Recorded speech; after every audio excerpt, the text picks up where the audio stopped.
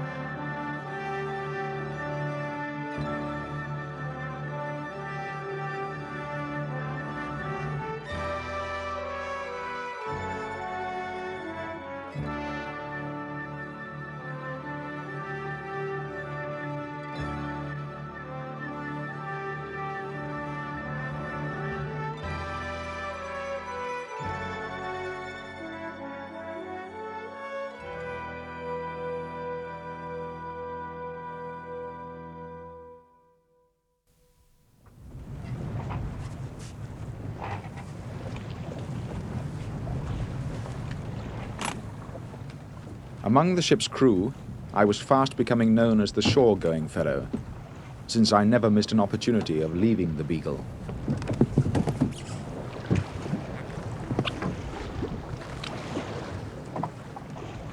Goodbye, Darwin. Good hunting. Cast off.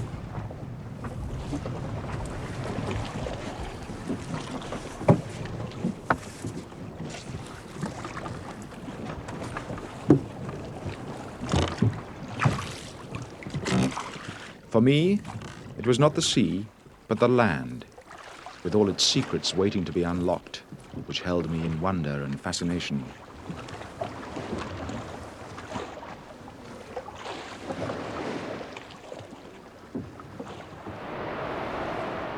We made our landfall on the coast of Argentina, some 300 miles south of the Rio Plata. It was a treacherous coastline, with many mudbanks, tenanted solely by large colonies of sea lions.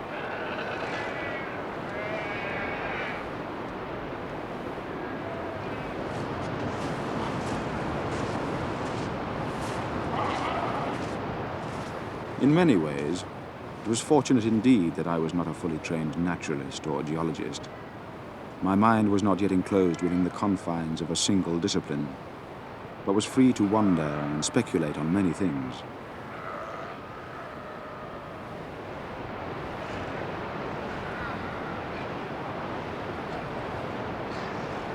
Our sudden appearance quite startled the sea lions, rousing them from their slumbers.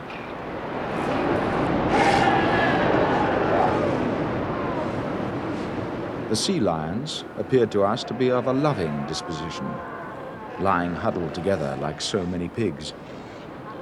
But even pigs would have been ashamed of the dirt and the foul, all-pervading smell. The females were markedly more elegant and smaller than the bulls, whose time was almost solely devoted to keeping strangers from approaching their female companions. As we moved through the colony, the bull sea lions pursued their territorial disputes, though the lines marking such boundaries were not discernible to our eyes.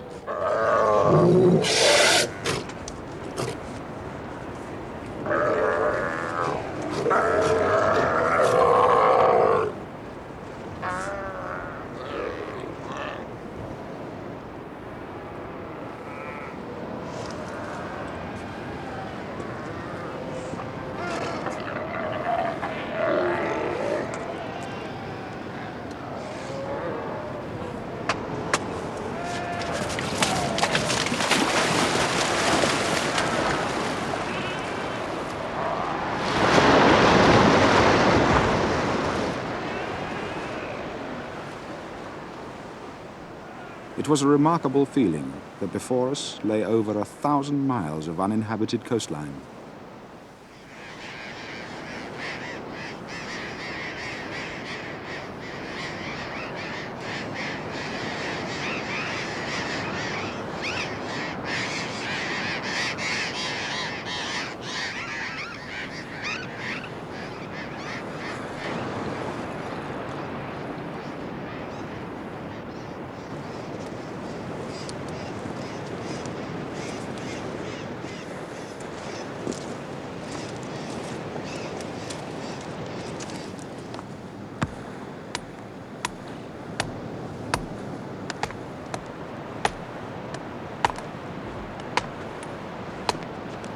Covington. A single sharp blow is all that's required. Watch again. You see?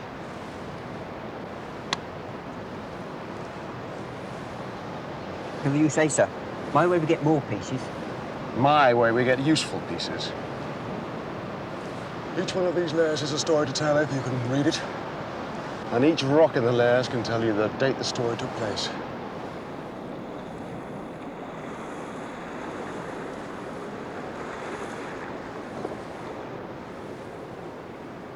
Covington was an odd sort of person. But perhaps from his very oddity, he was well adapted to my purposes.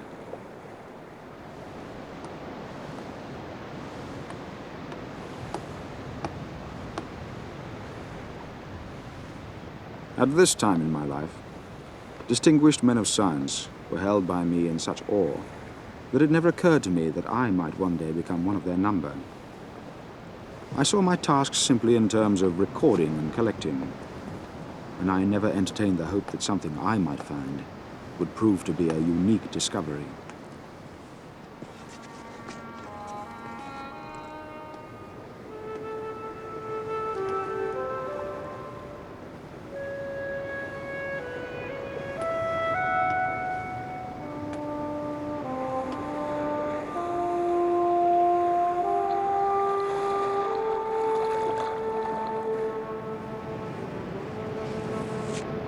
Covington!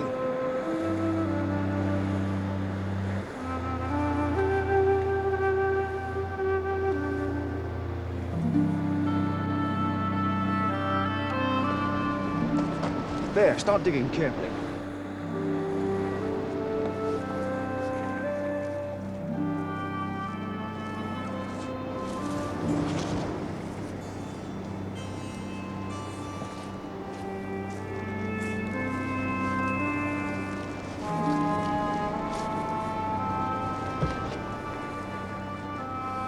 I do not believe I can adequately describe the excitement of unearthing the fossilized remains of creatures long extinct.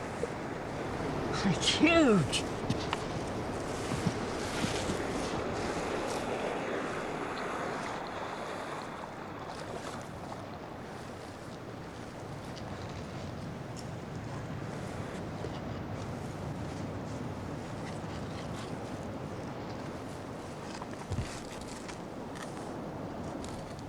We found parts of 3 heads and other bones of the megatherium, of huge dimensions. A great toxodon, one of the strangest animals ever discovered, and a giant armadillo-like creature.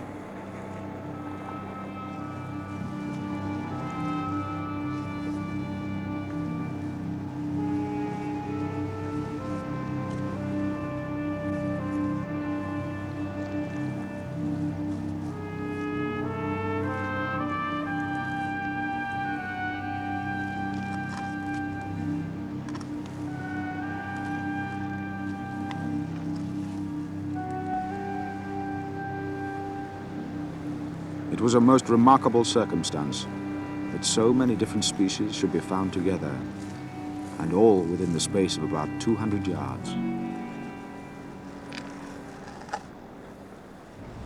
It's like a knacker's yard.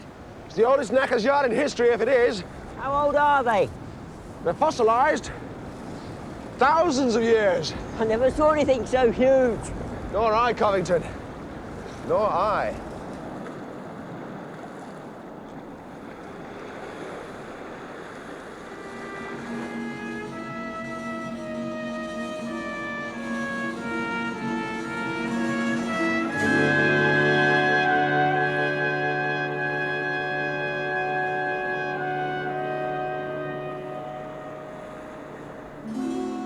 It proved how numerous the ancient inhabitants of this country must have been.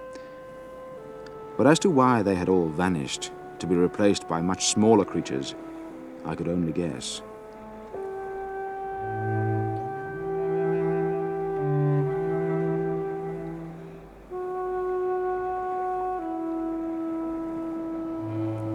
In my imagination, I tried to conjure up the spectacle of these creatures, roaming over the Patagonian wilderness.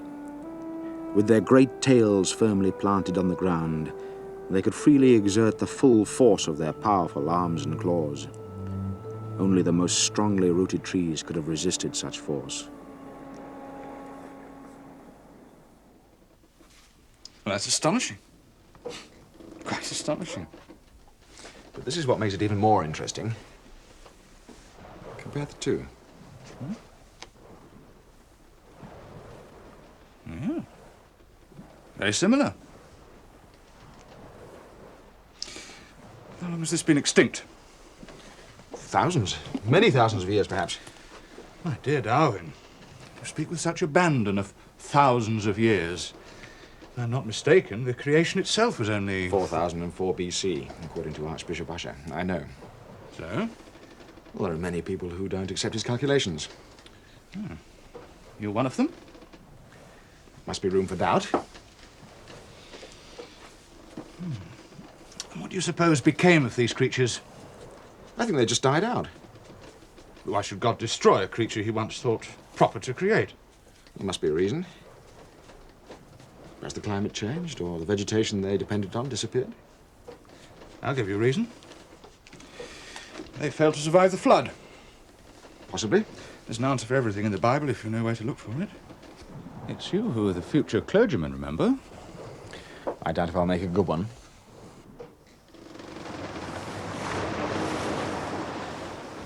As Christmas approached, the Beagle headed south towards Cape Horn.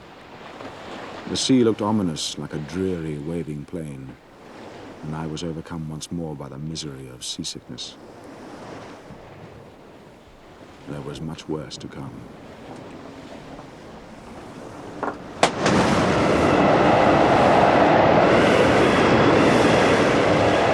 Once in a man's life, he should behold a storm at sea, with its rising arch and coming fury.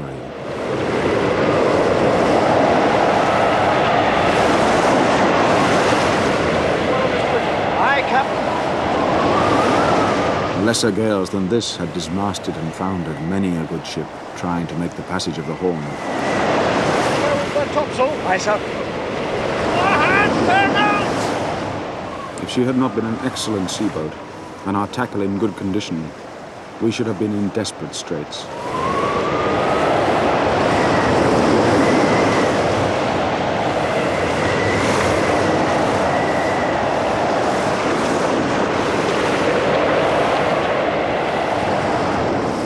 The worst part of the business was not exactly knowing our position. The horizon was narrowly limited by sheets of spray borne on the wind. Shall I have the ports open, Captain? If one of these waves breaks over us, the weight of the water on deck could capsize her. You have to be on a beam ends for that to be necessary. It's no business to find herself in such a position. Aye, Captain.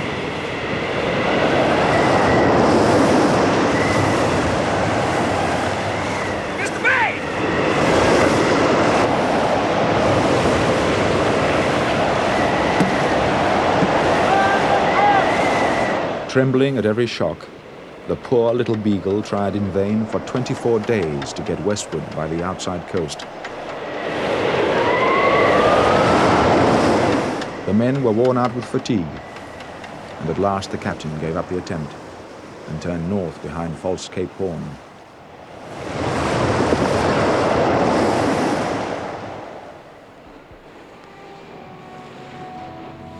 As the wind began to moderate, we crossed Nassau Bay in search of a convenient anchorage near the Beagle Channel.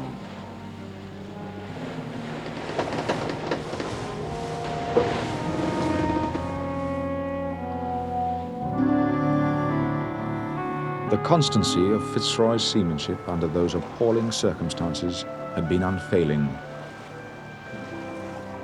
His skill as captain of that little man-of-war was beyond all question, and there were none on board who doubted it. He considered it the worst gale he was ever in.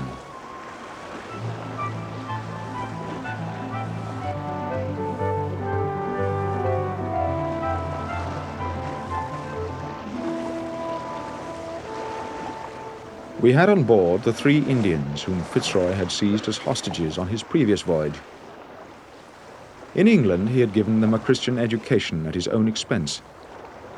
He had called them Jemmy Button, York Minster, and Voyager Basket.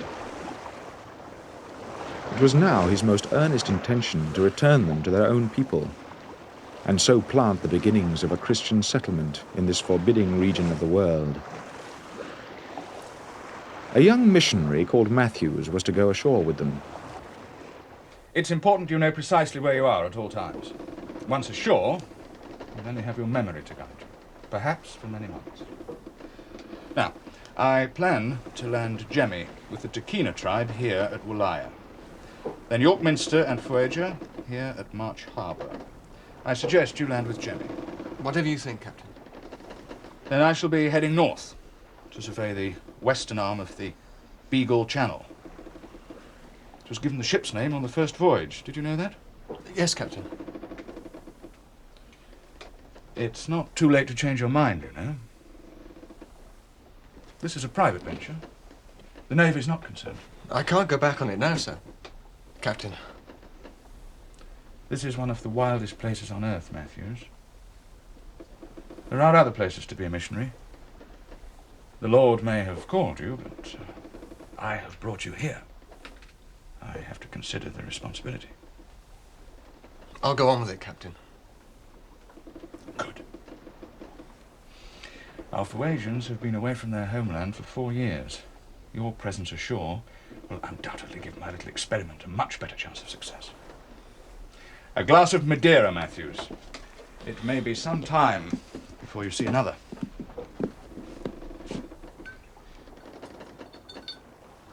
We are all descendants of Adam and Eve, are we not? Why, certainly we are, Captain. You see, I have a theory that the further that man has strayed from the Garden of Eden, the further he has descended from a state of grace. We're a long way from the Garden of Eden down here. Indeed we are, Matthews. But just imagine, of all the people in the world, if these could be reclaimed for the Lord. What a mighty challenge.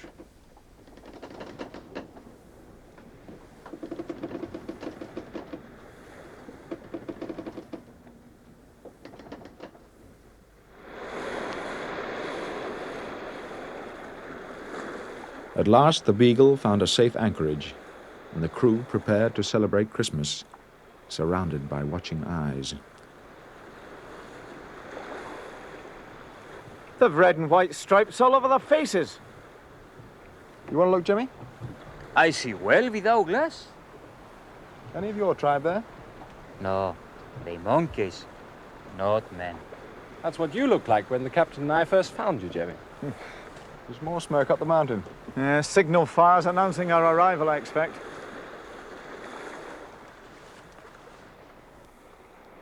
I doubt if you'd find a lower grade of man anywhere.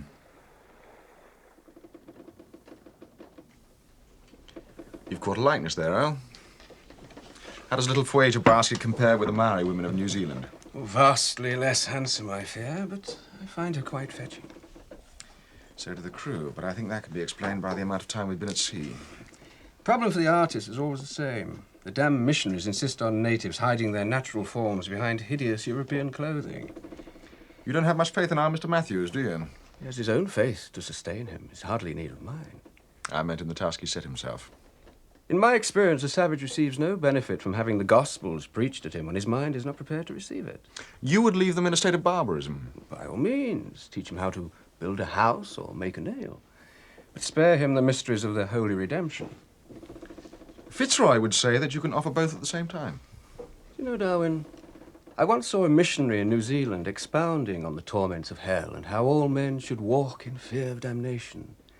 The Maoris laughed out loud. and said they would have nothing to do with a god who delighted in such cruelties. Then they demanded a blanket apiece for having taken the trouble to listen so patiently.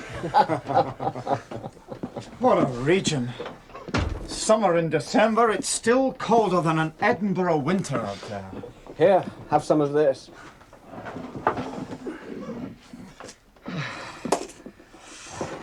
Those savages are still out there on the cliffs. I could see a dozen fires right along the bay. The clans are rising. Where's the captain? Not celebrating? He's in his cabin with Matthews, trying to raise his spirits. Ah, they'll need some raising. It'll take more than the love of the Almighty if that fella's to survive a winter down here. He'll need some more flesh in his flanks and red blood in his veins. At least they're unlikely to eat him. He wouldn't be worth the firewood. Maybe he'll surprise you all and become a saint or a martyr. They're making enough din up there, Sullivan. What's going on? Oh, it's the beautiful Fuegia. She's the toast of the ship's crew. I think they're casting lots for her. One more rum and she'll happily accommodate them all. Go on, give her one, Grassy. Go on. Go on, give her one. She's ready and willing. Give her one. Go on, give her one. She's right and ready.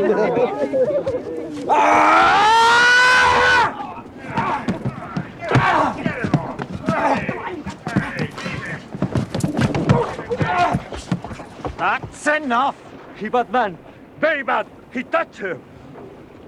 You were interfering with her, Green. Meant no harm, sir. Just a bit of fun. No more than that. No more, sir. She got what she was coming. Get below. I'll deal with you tomorrow. Wager. Come on. Calm yourself. Calm yourself. It's all right. It's all right. As for the rest of you, one double issue of grog, and it's you that behaves like savages. This is supposed to be a Christian festival, not an occasion for a drunken brawl.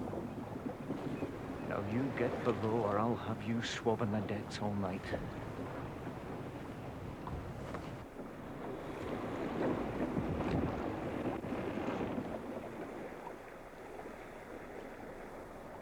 With little idea of what might be awaiting us, next morning we made our final preparations before going ashore.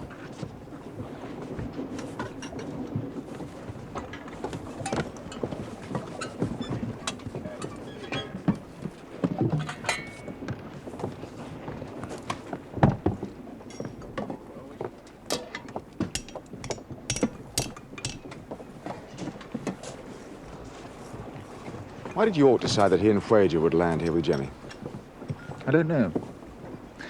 He may be afraid to be on his own, or he may be up to something. They're not even his people. No.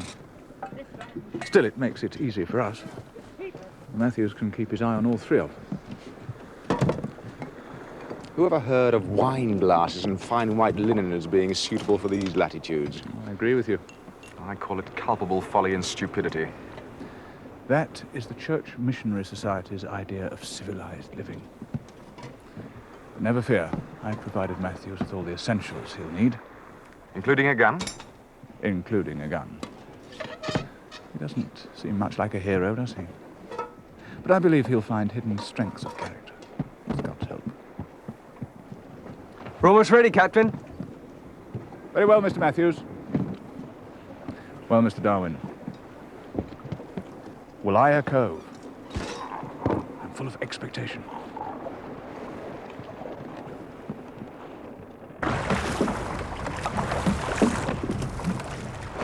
Mr. Wickham, Captain!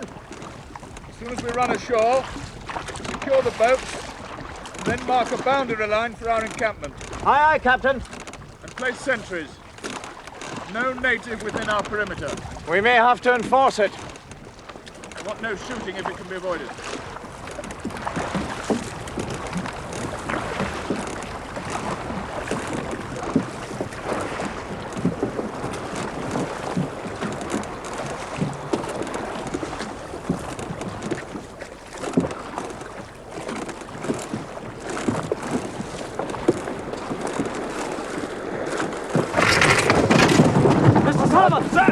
Take a party of men with spades and mark a boundary line from the edge of that stream down to the water's edge. You men unload the boats over there.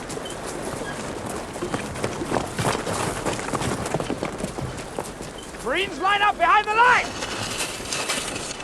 And put a guard on these boats! Keep the Fuegians together, Matthews.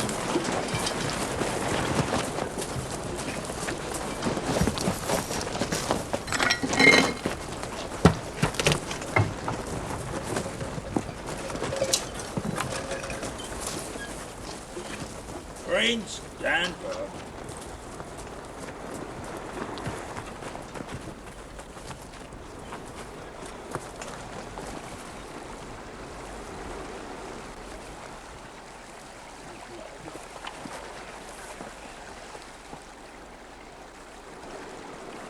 Mr. Wickham, the gifts.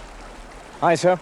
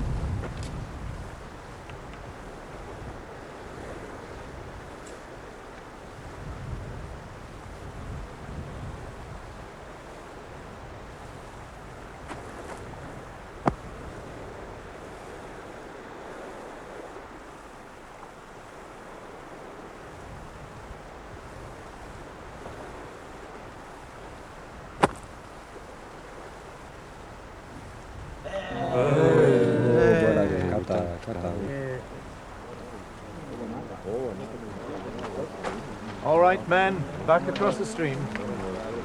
Well done, philosopher. You're one of them now. You'll have to paint your face. Next, of course, we must find you a wife. Oh, must we? Oh, Anata! Oh, Anata! He's my brother. And the others, Jimmy? Sister, mother.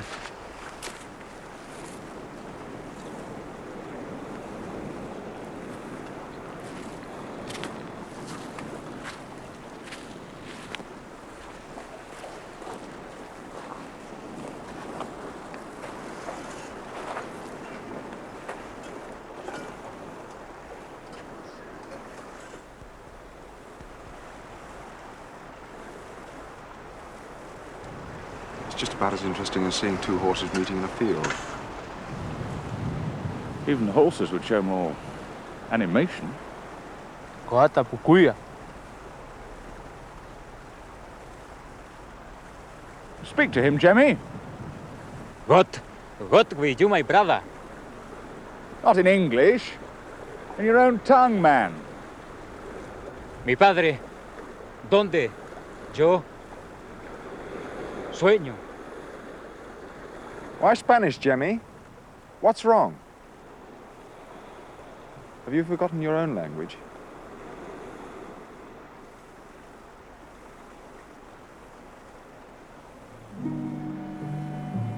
I would not have believed how great was the distance between savage and civilized man. It seemed greater than between a wild and domesticated animal, because in man there is a much greater power of improvement.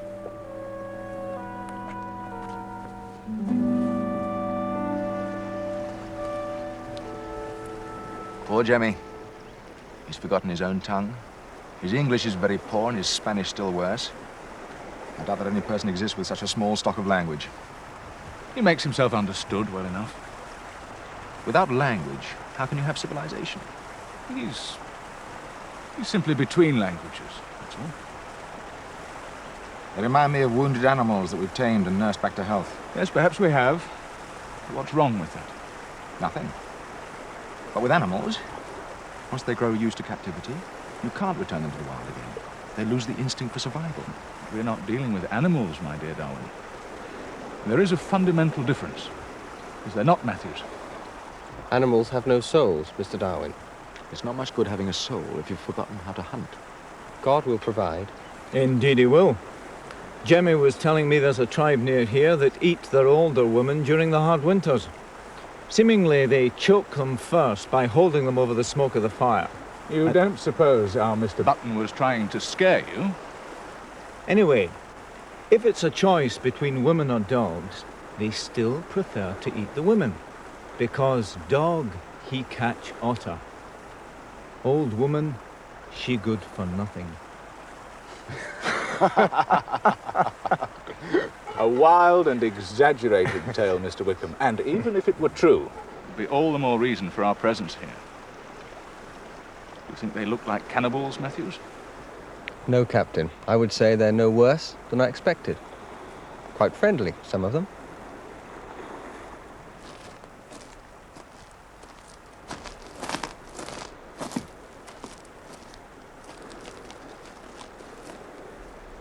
What's the matter, Sullivan?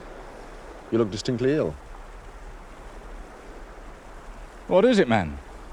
I thought I knew this country, but these savages this. Out with it, then. Over there, across the stream, along the beach, I saw this child. She was carrying a kind of basket full of seagulls' eggs. Suddenly she tripped and fell and dropped the basket. And when her father saw it with the eggs all broken, he flew into a rage. And then, I could hardly believe it, he grabbed her by the legs and dashed her head against the rocks again and again. When he heard my shouts, he just left her there and ran off. He just left her there to die.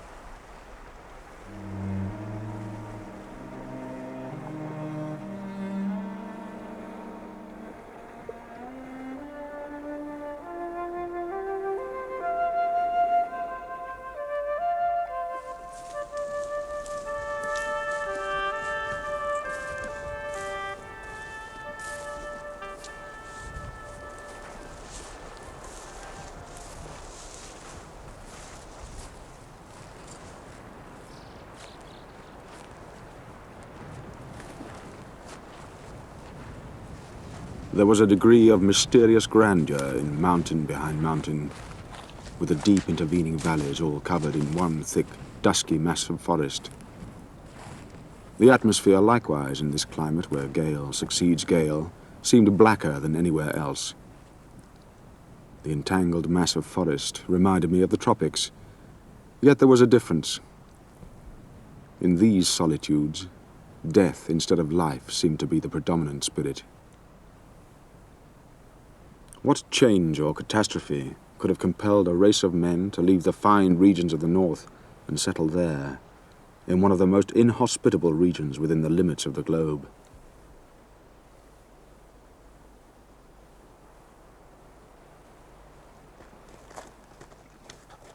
Cart's ready, Captain. At last. Here comes the wanderer. Come on, man, we have to catch the tide. Another 10 minutes, you'd have been keeping Matthews company. You're staying? I'm staying, Mr. Darwin. I shall return in about a week. That won't be necessary, Captain. With God's help, we shall build a Christian community here. Have faith in the power of your pistol too, Matthews. These natives respect neither property nor life. I protect him, Mr. Darwin. I protect him against bad people. What have you got in there? 4 rows of potatoes, 2 of carrots, turnips, peas, and over there, onions, lettuces, leeks, and cabbages. By next spring, you should be self-sufficient.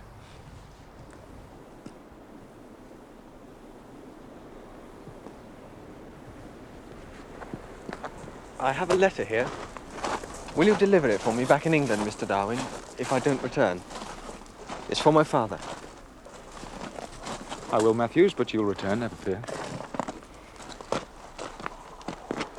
Stay together for the first few days, or until you can gauge the temper of the natives. The tide, Captain.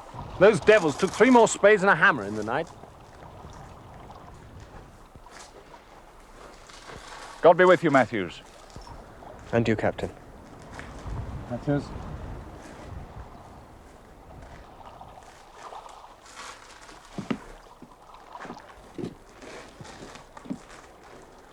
Boats away. Lay your sovereign, Matthews, for the stew pot before next Tuesday.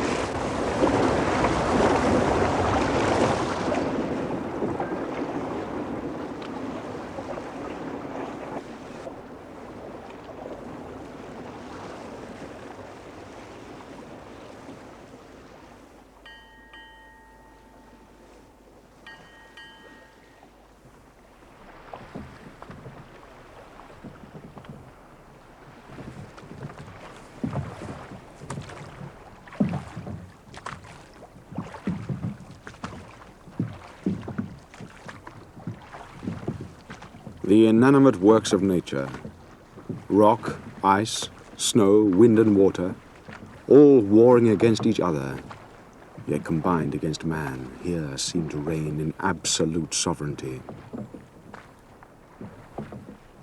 Almost every arm of the sea was terminated by tremendous and astonishing glaciers, which in these parts come right down to the water's edge, even in summer.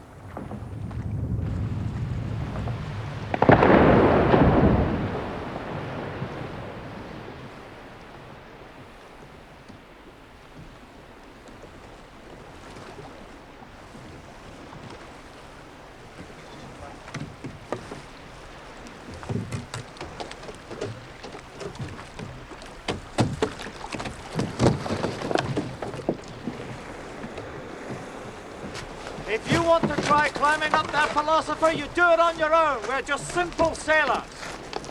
You know how not to climb the rigging when it's frozen?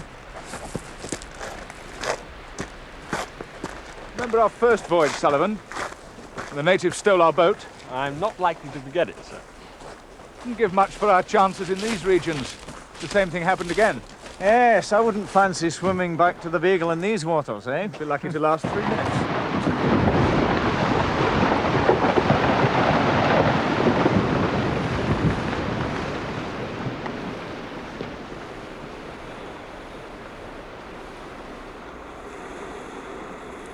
These vast piles of solid ice, which never melt and which seem destined to last as long as the world holds together, presented a noble spectacle. They were like great frozen Niagaras, cataracts of blue ice, and just as beautiful as moving ones of water. I thought, how tremendous the effect would be of a severe earthquake on a body like a glacier. I could readily believe that the water would be beaten back out of the deepest channel, and returning with an overwhelming force, would whirl about huge masses of rock like so much chaff.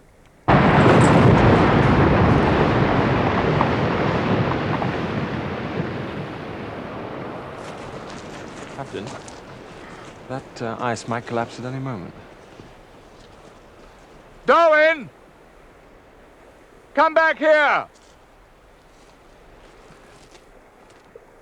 I've no desire to hold another memorial service in Tierra del Fuego. No, sir.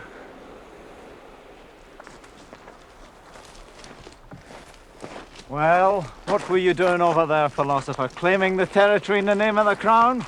It looked more likely to claim you. You've just given me an idea, Mr. Wickham. Whichever of those peaks proves the highest, I shall call it Mount Darwin. Thank you, Fitzroy.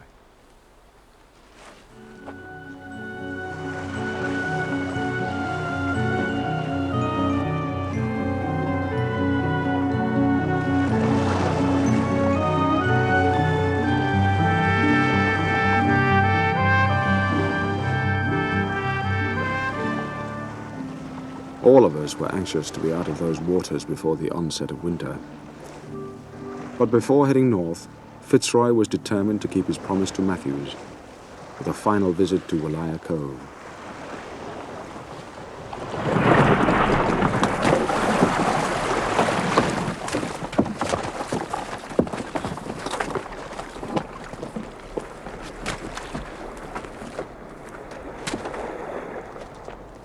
Matthews? Matthews?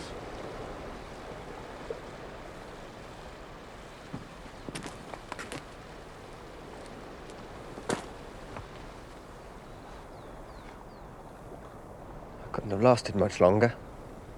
What did they do to you? They robbed me of practically everything. When I wouldn't give them what they wanted, they came at me with stones. And Jemmy and York? Did nothing to help you? They were no good against the rest. The others wanted to pluck every hair off my body. I had to keep them away with presents. Another few days, they'd have skinned me. My brother, he robbed me. What you call that? Man robbing brother.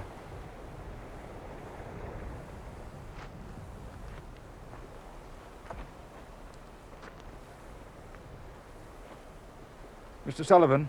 Sir? Get Mr. Matthews and his belongings into the boat. Aye, Captain.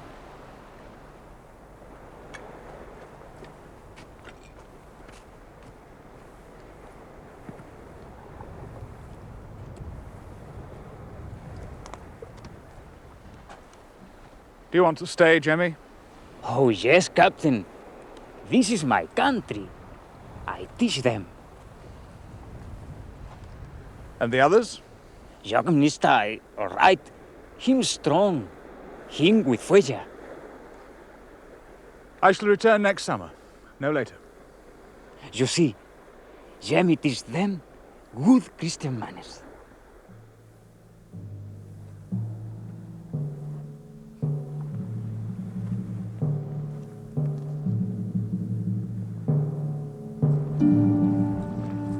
It was a melancholy experience leading our Fuegians amongst their barbarous countrymen. There was only one comfort. They appeared to have no personal fears. But I was convinced that whatever other benefits their excursion to England might have produced, it would not bring them happiness.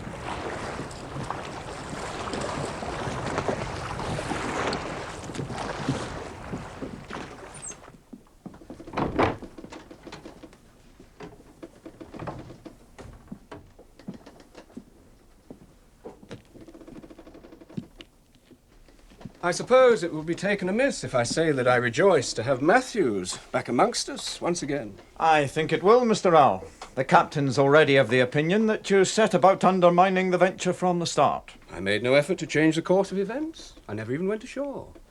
I'm a simple artist. I record what I see. An artist, but not simple. Am I obliged to smother my opinions for the sake of the captain?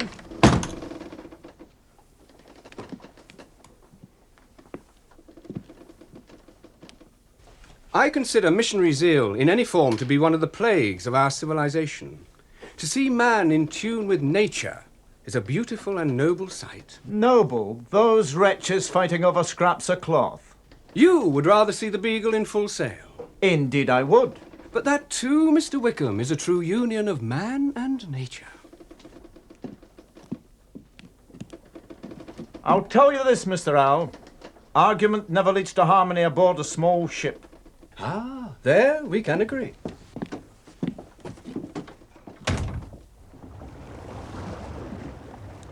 Once more, the Beagle retraced her steps and headed back into the Atlantic. Fitzroy was not yet satisfied with our charting off the coast of Argentina. It began to look as if it could be 5 long years before I would see my family again.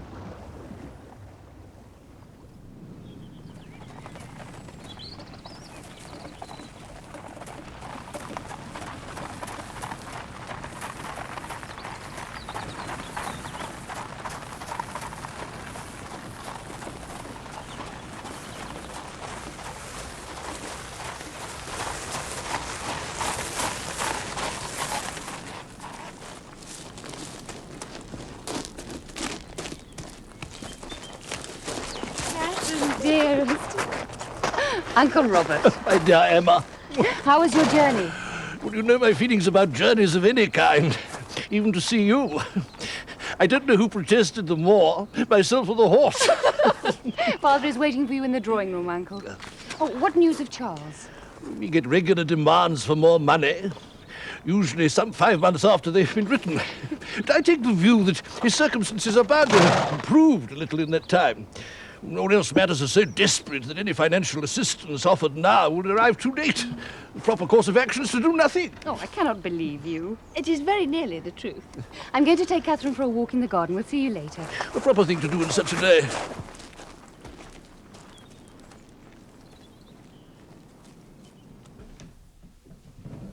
But it's not the money, is it? I mean, it's not a fortune. No, of course. Money's not important. It's a trifling thing. What worries me is that there's nothing of substance there. Is there any real point in a schoolboy adventure which lasts 2 or 3 years? His last letter. He asked for a box of Promethean matches with which to impress the natives of Tierra del Fuego. Highly scientific.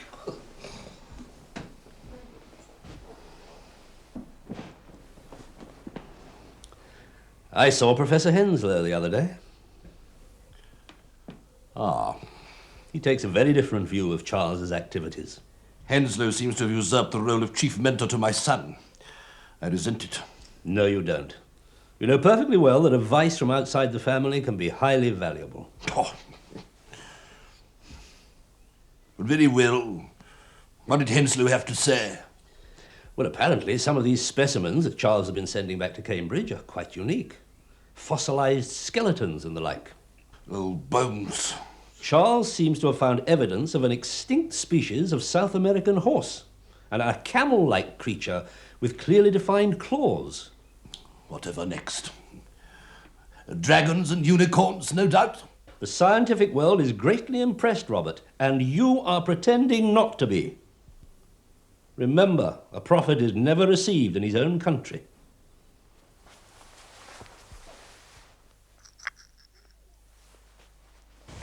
Does he write to you sometimes?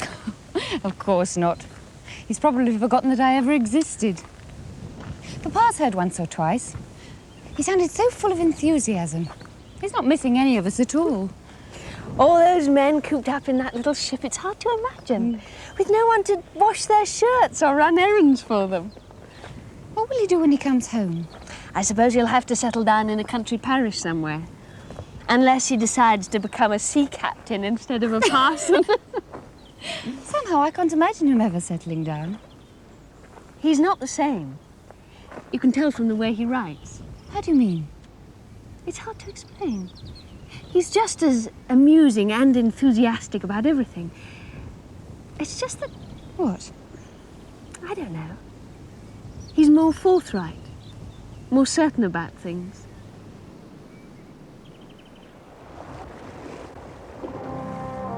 February 1834. We were bound once more for Tierra del Fuego. A full year since we first saw its coast. But none of us were prepared for such a complete and grievous change.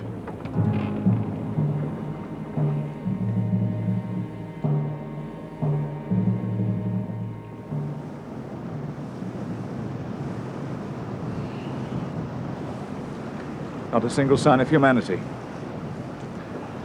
Nothing.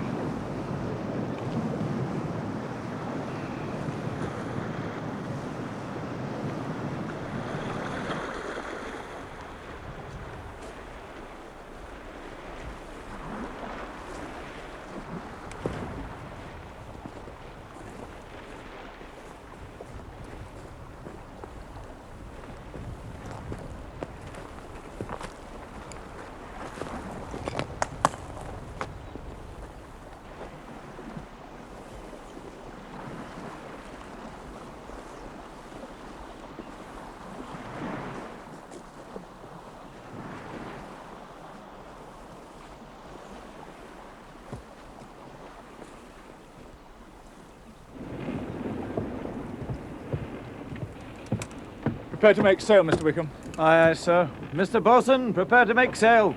Aye, sir.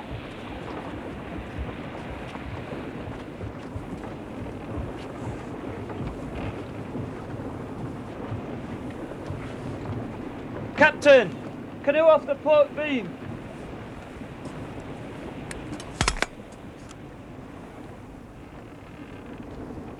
York or Jemmy, sir?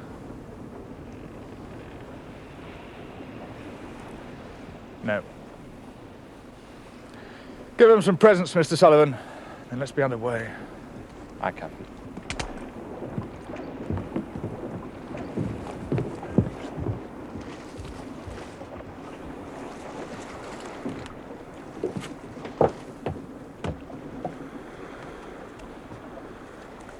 Fitzroy, look.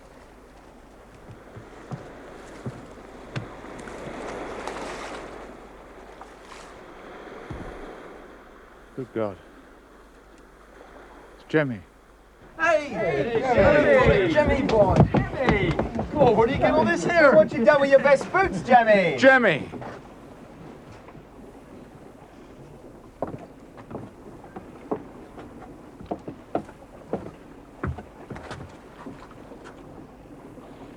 What is it, Jemmy?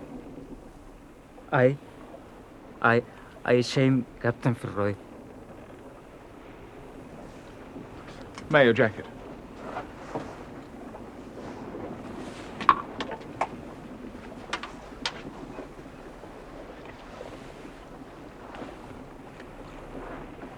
There.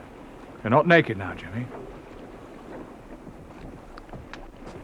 And York Minster and Voyager Basket, where are they, Jemmy?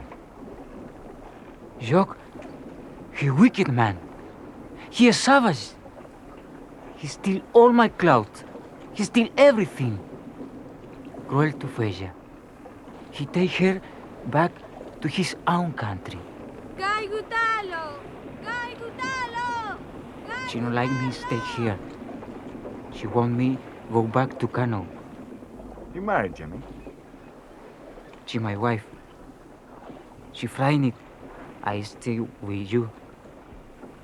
I brought present. For you, Captain. Other skins. Thank you, Jemmy. Very fine.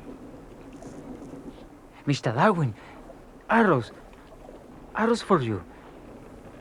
I made them for you. Thank you, Jemmy. Captain, will you give this to my teacher in Walthamstow?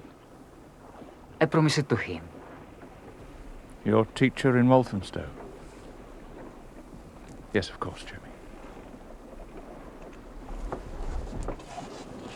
Jemmy? Jemmy, stay. Come back with us to England.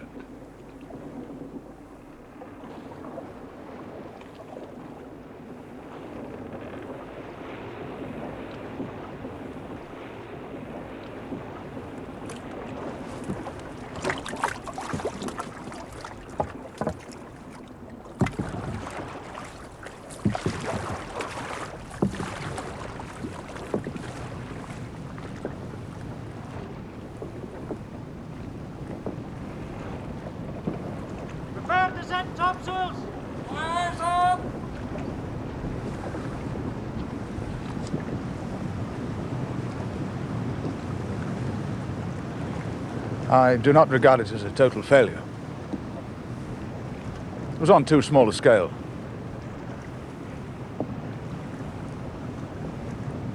One day, perhaps a shipwrecked seaman may find himself receiving help and kindness from Jemmy's children. The seed may have been sown.